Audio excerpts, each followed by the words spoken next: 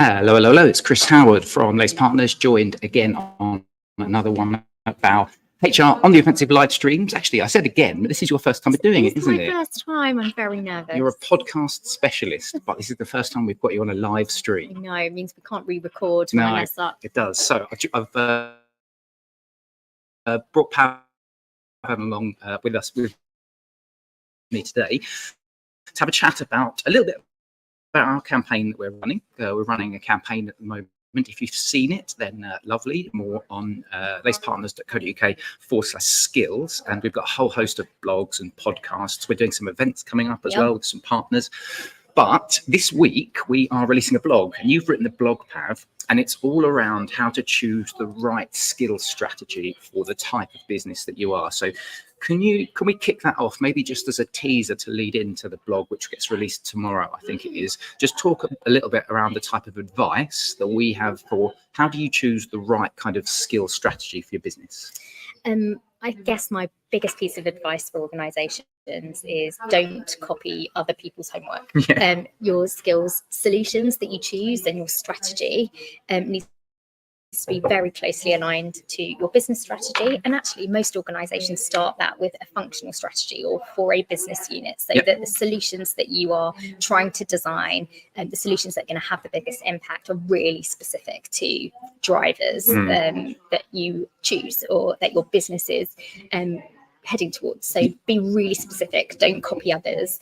I guess my second piece of advice, which is just as important, is don't try and boil the ocean. Don't try and do a huge enterprise skills strategy when actually the problem that you're trying to solve might be much more niche. It could be, part of one part of your business, one specific skill set.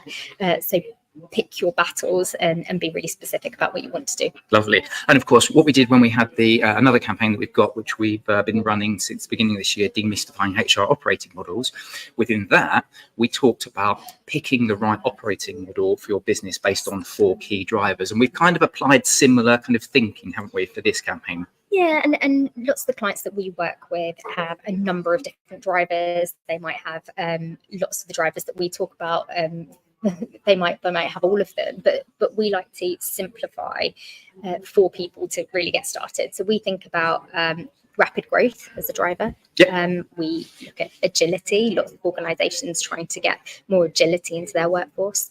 Productivity. We're hearing productivity all over the place, particularly in the UK with the new government. So that drive of productivity. And then finally, customer intimacy for lots of our organisations that are B2C. Lots of them are customer facing, frontline workers. So rapid growth, agility, productivity, customer intimacy. Yeah, and of course, we're going to go into a little bit more detail tomorrow in each of those, and like what does that mean and how do you identify that? I mean, obviously, as business, you will know the type of business and the type of business driver that sorts your organisation. Exactly. But we go into a little bit more detail in that tomorrow. So a little bit of a teaser.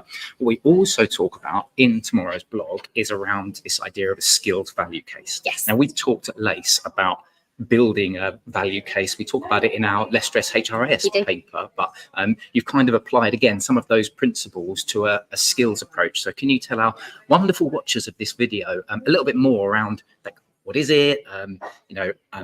Why should anyone actually care about building your value case? Like, what's the value in it? So value cases are becoming much more important to organisations, particularly that we work with.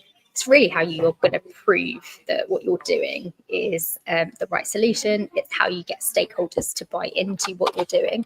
The reason why we call business cases traditionally value cases is because we think about efficiencies and effectiveness measures. We talk about quantitative as well as qualitative impacts that some of these strategies can have. Typically, you might build a business case for technology. We're well versed in HR for doing some of those technology value cases. The reason why it's so powerful with skills is because skills are an enterprise-wide. They are important to many different aspects of the business. And as a result, you need to bring a lot more stakeholders on the journey. For our HR clients, often skill sits between L&D, talent acquisition, talent more broadly.